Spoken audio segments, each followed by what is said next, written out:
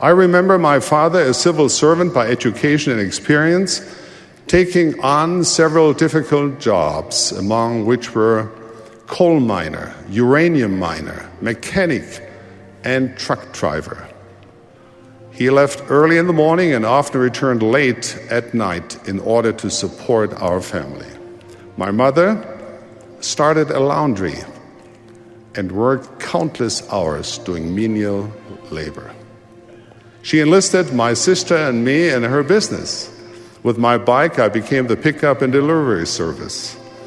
It felt good to be able to help the family in a small way, and though I did not know at the time, the physical labor turned out to be a blessing to my health as well.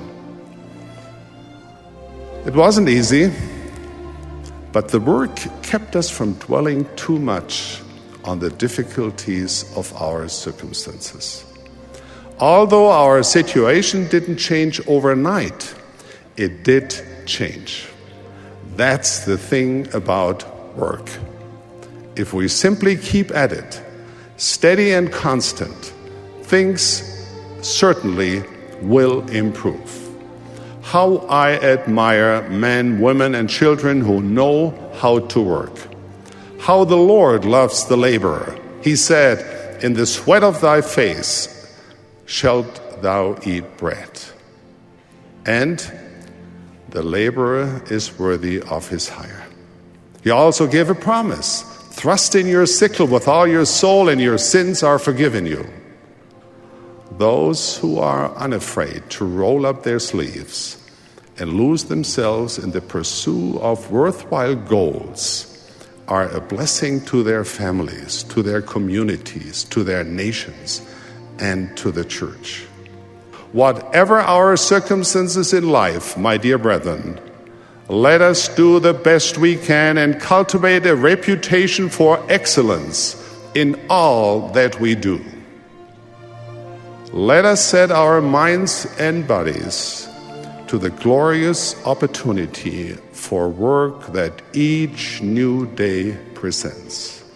I always felt an eagerness to learn. I remember one day, while I was out on my bike delivering laundry, I entered the home of a classmate of mine. In one of the rooms, 2 small desks were nestled against the wall. What a wonderful sight that was.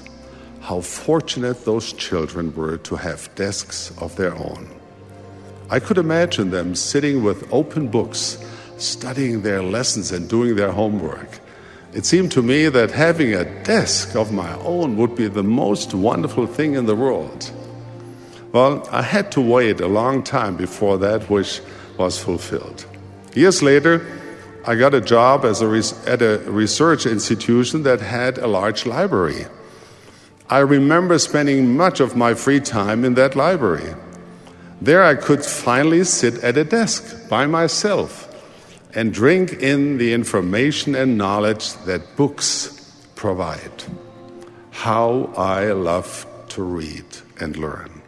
For members of the church, education is not merely a good idea, it's a commandment.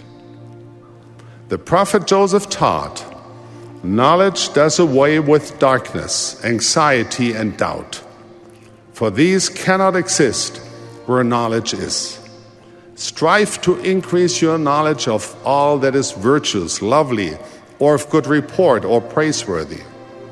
Seek knowledge by study and also by faith."